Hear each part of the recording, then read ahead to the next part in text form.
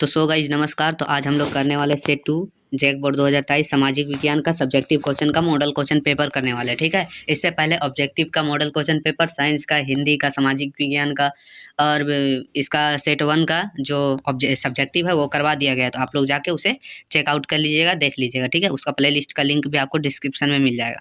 आपको देखिए, सबसे पहले इसका जो PDF है वो भी आपको मिल जाएगा। तो सबसे पहले निरंकुशवाद से आप क्या समझते हैं। ठीक है, तो ये है एक ऐसी शासन व्यवस्था है जिसमें शासक जो है, शासक पर कोई अंकुश नहीं होता है, वह अपनी मनमानी करता है, उसे ही हम निरंकुशवाद कहते हैं। ठीक है, दूसरा क्वेश्चन की तरफ चलते हैं।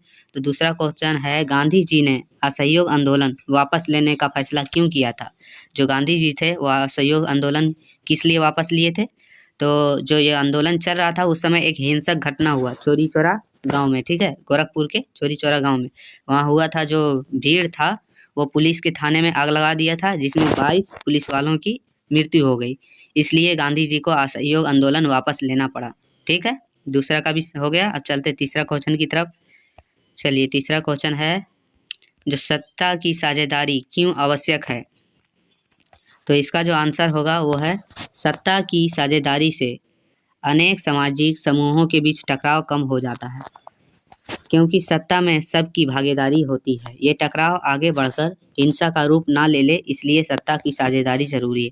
तो सत्ता की साझेदारी हो वो अनेक समाज के समूहों के बीच जो टकराव जो होता है उसे कम कर देता है, क्योंकि इसमें जो सत्ता है उसमें सबकी भागीदारी होती है और ये टकराव आगे बढ़ के कोई हिंसक रूप ना ले ले, इसलिए ये सत्ता की साझेदारी बहुत ज़रूरी होता है। ठीक है, चलिए अगला क्वेश्चन हमारा है, राजनीतिक दल से आप क्या समझते हैं। राजनीतिक दल से आप क्या समझते हैं, इसके कितने घटक होते हैं।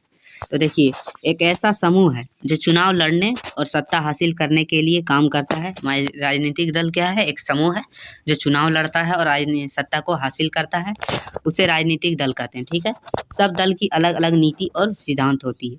जितना भी दल होता है सबकी अलग अलग नीति और सिद्धांत होती है। चलिए अगला है, उदारवाद से आप क्या समझते हैं। उदारवाद से आप क्या समझते हैं। तो ठीक है, सब आप देखते जाइएगा, इसका PDF आपको टेलीग्राम पर मिल जाएगा। उदारवाद का मतलब आज़ादी होता है, मतलब उदारवाद मतलब आज़ादी, जो सत्ता का विरोध कर लोगों को आज़ादी का समर्थन करता है। मतलब जो ये उदारवाद है वो सत्ता का विरोध करके लोगों को आज़ादी दिलाने का काम करता है, आज़ादी के। ठीक है, तो चलिए अब ये अगला क्वेश्चन है, छठा क्वेश्चन है, हम लोग देख रहे हैं, छोटा नागपुर क्षेत्र को खनिज का भंडार क्यों कहा जाता है। तो छोटा नागपुर जो क्षेत्र है उसे क्यों कहा जाता है, खनिजों का भंडार। तो छोटा नागपुर में अनेक खनिज पाए जाते हैं, जैसे अब्रक, देखिए अब्रक, तांबा, चूना, पत्थर, लौह अयस्क और कोयला आदि बहुत सारे खनिज पाए जाते हैं, इसलिए इसे खनिजों का भंडार कहा गया है। ठीक है, चलिए अगला है, प्रति व्यक्ति आय क्या कहलाती है। तो प्रति व्यक्ति आय क्या कहलाती है, किसी देश के सभी आय को जनसंख्या में भाग देकर जो आय निकली जाती है उसे प्रति व्यक्ति आय कहते हैं। मतलब किसी देश की जो आय है उसको उस देश की जनसंख्या से भाग देकर जो आय निकलती है उसे प्रति व्यक्ति आय कहते हैं। तो हमने 7 क्वेश्चन कर लिया। अब चलते हैं शॉर्ट टाइप क्वेश्चन में। चलिए, शॉर्ट टाइप क्वेश्चन जो आपको 3 नंबर का पूछा जाएगा। ठीक है, क्वेश्चन में 3 नंबर का पूछा जाएगा शॉर्ट टाइप क्वेश्चन। इसमें है, अपने शासन वाले क्षेत्रों में शासक व्यवस्था को ज़्यादा कुशल बनाने के लिए नेपोलियन ने क्या बदलाव किए। तो नेपोलियन ने क्या बदलाव किए अपन शासन व्यवस्था को कुशल बनाने के लिए। तो नेपोलियन ने निम्न बदलाव किए जो इस प्रकार है। पहला है, देखिए नेपोलियन ने सिविल कोड लागू किया। सिविल कोड लागू किया जिसके तहत जन्म से मिलने वाली सुविधा खत्म कर दिया गया। जो जन्म के बाद जन्म से मिलना वहाँ सुविधा होता था वो खत्म कर दिया गया, पहला उन्होंने। दूसरा क्या किया, हर नागरिकों को समान अधिकार दिया, मतलब हर नागरिक को बराबर का अधिकार देना शुरू किया। यातायात और संचार के साधनों में सुधार किया, यातायात और संचार के साधनों को पहले से बहुत ही बेहतर बनाया, ये किया। अगला क्वेश्चन है मेरा, दूसरा क्वेश्चन। ठीक है, शॉर्ट टाइप क्वेश्चन है। यह है, मुद्रण शक्ति ने भारत में राष्ट्रवाद के विकास में क्या मदद की। ठीक है, तो ये है, मुद्रण संस्कृति ने भारत के राष्ट्रवाद के विकास में निम्न तरह से मदद की है। तो क्या क्या की है। तो पहला किया है कि अखबारों में अंग्रेजी शासक के बारे में लिखा जाने लगा। मतलब इसके तहत जो अखबार थे, पेपर आता था, उसमें अंग्रेजी शासक के खिलाफ लिखे जाना शुरू कर दिया, जिसके नागरिकों को शासक के बुराइयां का पता चल सके। मतलब जो भी है उसके बारे में पूरी तरह से पता चल सके। ठीक है, दूसरा उन्होंने क्या किया, कहानी कविता के द्वारा भारत के नागरिकों में राष्ट्रवाद की भावना जगाई। कहानी, कविता आदि जो लिख के भारत के जो नागरिक है उसमें राष्ट्रवाद की भावना को जगाया गया। राष्ट्रवादी अखबारों में क्रांतिकारी सोच को जनता के बीच फैलाया, मतलब जो गलत सोच था उसको जनता के बीच फैला दिया। ठीक है, ये आपका हो गया। अब चलते तीसरा क्वेश्चन जो मेरा पूछ रहा है, वो बोल रहा 1992 के संविधान संशोधन से पहले और बाद के स्थानीय स्वशासन के दो महत्वपूर्ण अंतरों को बताइए। मतलब यहाँ दो अंतर बताना है, 1992 से पहले और उसके बाद का। ठीक है, तो चलिए पहला है 1992 के पहले स्थानीय सरकार के पास कोई अधिकार नहीं था, लेकिन 1992 के बाद अधिकार दिया गया। मतलब जो स्थानीय सरकार था, राजकीय सरकार था, उसके पास कोई अधिकार नहीं रहता था, लेकिन यही 1992 के बाद अधिकार दे दिया गया। ठीक है, अगला दूसरा ऑप्शन तरफ चलते हैं, जो बता रहा है कि 1992 से पहले स्थानीय सरकारों के लिए चुनाव नहीं होते थे, उनके लिए चुनाव नहीं होते थे, लेकिन 1992 के बाद चुनाव होना शुरू हो गया। चुनाव भी होना शुरू हो गया, उससे पहले चुनाव नहीं था। तीसरा है 1992 से पहले महिला के लिए सीटें नहीं थी, मतलब चुनाव में जो सीट रहता है वो महिलाओं के लिए नहीं थी, पर 1992 के बाद चुनाव में महिलाओं के लिए 1/3 सीट आरक्षित किया गया है। ठीक है, तो ये पहले नहीं था, लेकिन फिर बाद में 1/3 सीट आरक्षित किया गया। अगला क्वेश्चन है चौथा, चलिए निम्न का मिलान करें। तो इसमें मिलान करना है, तो उसमें आपका दिया रहेगा क्वेश्चन आरक्षित वन का। ये है वन और वन्य जीव संसाधन की दृष्टि से सर्वाधिक मूल्यवान वन। ठीक है, दूसरा है आरक्षित वन, ये सी होगा आपका, सी मिला लीजिएगा। वन भूमि जो और अधिक संरक्षण से बचाई जाती है। ठीक है, और अवर्गीकृत वन सरकार, व्यक्तियों और निजी समुदायों के अधीन वन एवं बंजर भूमि। ठीक है, ये है, इसका मिलान करने था। अगला क्वेश्चन है पांचवा। ठीक है, हम लोग देख रहे हैं खंड खा शॉर्ट टाइप क्वेश्चन का पांचवा, जिसमें पूछ रहा है जूट उद्योग को किन समस्याओं का सामना करना पड़ता है। तो जूट का जो उद्योग है उसको किस किस समस्याओं का सामना करना पड़ता है, तो उसे जूट उद्योग को निम्न प्रकार के समस्याओं का सामना करना पड़ता है। पहला है जूट के बोरियों की मांग कम हो रही है, तो जूट की जो बोरियां हैं उसका मांग आजकल बहुत कम हो रहा है। ठीक है, दूसरा है कृत्रिम धागा का बना वस्तु भी जूट उद्योग की समस्या पैदा करती है, मतलब जो कृत्रिम धागा से बना वस्तु है उसकी मांग बढ़ रही है, तो जूट उद्योग की समस्या पैदा हो ही रही है। तीसरा है जूट की वस्तुओं का मूल्य अधिक होता है, इसे बेचने के लिए भी समस्या होती है। तो जूट की जो वस्तुएं हैं उसकी जो मूल्य है वो कृत्रिम धागा की वस्तुओं से अधिक होती है, इसलिए इसे बेचने में भी हमें परेशानियों का सामना करने पड़ता है उद्योगों को। ठीक है, चलिए अगला छठा क्वेश्चन है तृतीयक क्षेत्रक अन्य क्षेत्रक से अलग कैसे है, उदाहरण सहित वर्णन करें।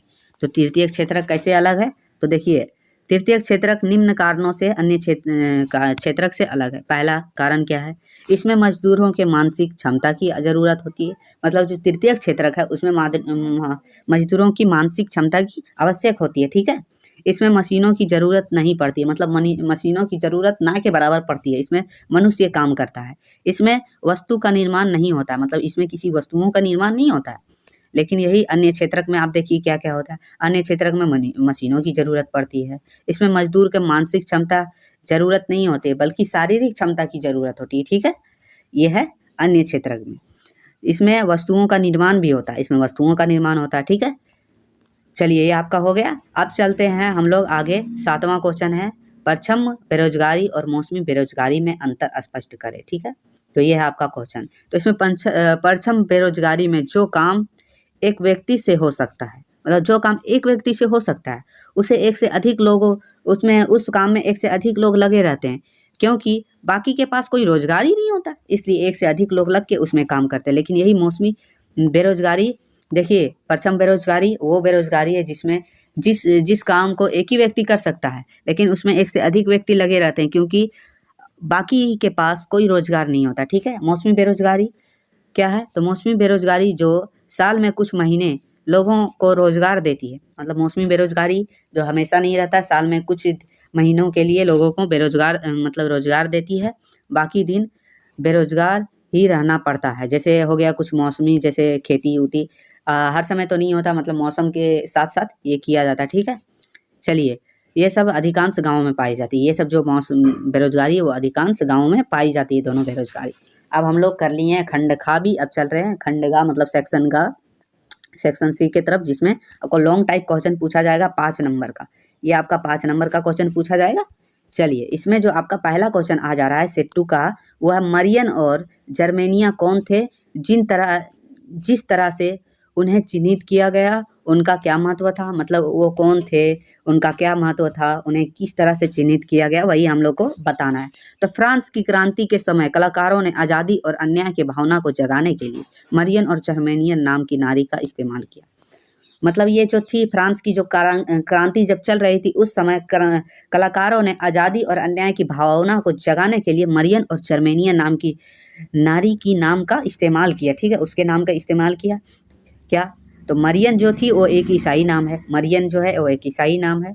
मरियन को टोपी, तिरंगा और कलगी के साथ दिखाया गया। मरियन को जो उसमें दिखाया गया, उसके मूर्ति में, उसके चित्र में जो दिखाया गया, उसे टोपी, तिरंगा और कलगी के साथ दिखाया गया। ठीक है, इसकी मूर्तियाँ जगह जगह पर लगाई गई और कार्ड भी छापी गई। मतलब इसकी मूर्तियाँ लगाई गई, इनके बारे में छापा भी गया और लोगों तक पहुंचाया गया। तब लोगों में राष्ट्रवाद की भावना जग गई। मतलब ये करने के बाद लोगों में राष्ट्रवाद की भावना जगी। और जब जर्मेनिया की बात आती तो वो एक जर्मन नारी थी। जर्मन नाम है ये जर्मेनिया, यहीं से पता चल रहा है जर्मन नारी थी, जो हाथ में तलवार और माथे पर पेड़ के पत्तों का मुकुट था। मतलब जो उनके हाथ में था वो तलवार था और माथे पर पत्तों का मुकुट था, जो वीरता का प्रतीक थी, जो वीरता की प्रतीक थी। ये फ्रांस की क्रांतिकारियों के समय में हुआ था। ठीक है, आपको यहाँ से 1 नंबर का सवाल आ सकता है कि जर्मेनिया कौन थी, या तो फिर आ जाएगा ये आ जाएगा, क्या नाम है इसका, मारियन कौन थी। ठीक है, तो आप लोग लिख लीजिएगा, यहाँ से एक क्वेश्चन से बन जाएगा। देखिए दूसरा क्वेश्चन, लॉन्ग टाइप का दूसरा क्वेश्चन जो चल रहा है मॉडल क्वेश्चन पेपर तरफ, ये हमारा है, लोकतंत्र किस तरह का उत्तरदायी, जिम्मेदारी एवं वैध सरकार का गठन करता है। तो लोकतंत्र निम्न प्रकार से सरकार का गठन करता है। पहला क्या करता है, इसमें सरकार खुद सरकार चुनती है। इसमें जनता सरकार खुद चुनती है, जिसमें जनता के प्रति जवाबदेह और उत्तरदायी होता है, जिससे जनता अपना जवाब दे सकता है, उत्तर उनसे पूछ सकता है, कुछ भी सवाल कर सकता है। ठीक है, इनमें चुनाव लगातार स्वच्छ और स्वतंत्र तरीके से संपन्न होता है। मतलब इसमें आप चुनाव जो है स्वतंत्र तरीके से संपन्न होता, पूरा होता है। इसमें आप आज़ादी के साथ वोट दे सकते हैं, चुनाव कर सकते हैं। ठीक है, सरकार देश के प्रति जिम्मेदार होता है। मतलब ये जो लोकतंत्र के तहत सरकार जो है तो देश के प्रति जिम्मेदार होता है। जनता सरकार से जानकारी प्राप्त कर सकती है। मतलब कोई भी जानकारी सरकार से पूछ सकती है, उसमें कोई दिक्कत नहीं है। क्योंकि चलिए अगला है तीसरा जो हम लोग पॉइंट लिखेंगे, वो है कोई सरकार अल्पमत से आती है तो उसे त्याग पत्र देना पड़ता है। मतलब कोई सरकार अगर जैसे कुछ गलत कर रही है या तो वो अपने आप की कर रही है, मनमानी कर रही है, तो उसे त्याग पत्र देना पड़ सकता है। और जनता के समर्थन में आकर कोई भी नई सरकार बन सकती है, नई होगा। ठीक है, मतलब जनता के समर्थन में आके कोई भी दल अपना नया सरकार बना सकती है, ये है लोकतंत्र का मतलब। ठीक है, अगला है उच्च औद्योगिक अवस्थिति को प्रभावित करने वाले प्रमुख कारकों का वर्णन करें। तो उच्च औद्योगिक अवस्थिति को प्रभावित क्या क्या करता है, उसके कारकों को लिखना है। तो देखिए, तो औद्योगिक अवस्थितियों को प्रभावित करने वाले मुख्य कारक है, निम्न मुख्य कारक है। पहला है, देखिए पहला है कुशल श्रमिक अच्छे और मेहनती मजदूर किसी भी उद्योग के विकास में सहायक हैं। मतलब देखिए, किसी भी कुशल श्रमिक यानी अच्छे मजदूर, मेहनती मजदूर जो रहेंगे तो वो कोई भी उद्योग को विकास की तरफ पहुंचाएंगे, ना कि मतलब ये बर्बादी की तरफ धकेल देंगे। ठीक है, तो ये कुशल श्रमिक जरूरी है। दूसरा है परिवहन सुविधा। तो परिवहन कच्चे माल को कारखाने तक लाना और उत्पादक माल को व्यापारों तक पहुंचाने में परिवहन अहम भूमिका निभाती है। जो परिवहन है वो कच्चे माल को कारखानों तक ले आती है, और यहाँ से जो उत्पादक माल है, जो बेचे जाने वाले उपयोगी माल को व्यापारों तक पहुँचाने के लिए परिवहन एक अहम भूमिका निभाती है। तीसरा हम लोग पॉइंट लिख देंगे सरकारी मंजूरी है। किसी भी उद्योग में सरकारी मंजूरी की आवश्यकता होती है। मतलब कोई भी उद्योग आप खोलिएगा, चलाइएगा, उसमें सरकार की मंजूरी होनी चाहिए। आप इलीगल काम नहीं कर सकते, ना तो आपकी जो उद्योग है वो बंद कर दी जा सकती है। चौथा पॉइंट लिख देंगे कच्चे माल। उद्योग के लिए कच्चे माल आसानी से मिलना चाहिए। मतलब आप लोग उद्योग खोलने से पहले आपको ध्यान में रखना चाहिए कि आपको जो है कच्चे माल अच्छे से मिल जाना चाहिए। ठीक है, चलिए अगला क्वेश्चन जो चौथा है, उसके तरफ चल जाते हैं लॉन्ग टाइप चौथा क्वेश्चन की तरफ। इसमें है धारणीयता का विषय विकास के लिए क्यों महत्वपूर्ण है। तो इसमें देखिए आपका धारणीयता का मतलब ऐसा विकास जो आने वाली पीढ़ी को भी मिल सके। मतलब धारणीयता एक ऐसा विकास के बारे में बोलता है, मतलब इसका मतलब यह होता है कि जो हम लोग है वो आने वाली पीढ़ी तक भी ये हो सके। जिस तरह से संसाधनों की खपत हो रहे हैं इससे लगता है कि सब खत्म हो जाएगा, आने वाले पीढ़ी के लिए कुछ नहीं बचेगा। मतलब जिस तरह से संसाधनों की आजकल खपत हो रही है आप लोग देख रहे हैं, उस तरह से हम लोगों को लगता है कि सब खत्म हो जाएगा जितने भी संसाधन है, मतलब जिसने और आने वाली पीढ़ियों के लिए नहीं बचेगा। इससे हमें संसाधनों का प्रयोग अच्छे से और कम करना होगा। मतलब इसलिए हम लोग को बचाने के लिए संसाधनों का प्रयोग कम और अच्छे तरीक़ा से करना होगा, जितना ज़रूरी है उतना ही करना होगा, ताकि आने वाली पीढ़ी को भी इनका लाभ मिल सके, इनका जो है उन्हें मिल सके। देखिए हो चुका है, तो आप इसे अच्छा से समझ जाइए। और अगर 5वां जो क्वेश्चन है इसमें आपको बोल रहा है भारत के मानचित्र पर निम्नलिखित को दर्शाइए। मतलब मानचित्र पर कुछ दिया है बांध के बारे में, नदी के बारे में, उसे दर्शाना है। तो इसे मैंने नहीं लिखा है, आप लोग कर लीजिएगा, ठीक है। तो अगर वीडियो थोड़ा सा भी हेल्पफुल लगा हो तो चैनल को सब्सक्राइब करके बेल आइकन को दबाना ना भूलें। और इसका PDF आपको टेलीग्राम पर मिल जाएगा। और पिछले अगर आप कोई भी वीडियो नहीं देखें तो उसे मिस मत कीजिए, जाके देख लीजिए, ताकि एग्ज़ाम की तैयारी बहुत अच्छे से हो सकती है। आप लोग का ये जो एग्ज़ाम है 20 तारीख को है, ठीक है। तो आप लोग अच्छे से कर लीजिए। चलिए फिर मिलते हैं आगे की वीडियो में, तब तक के लिए धन्यवाद।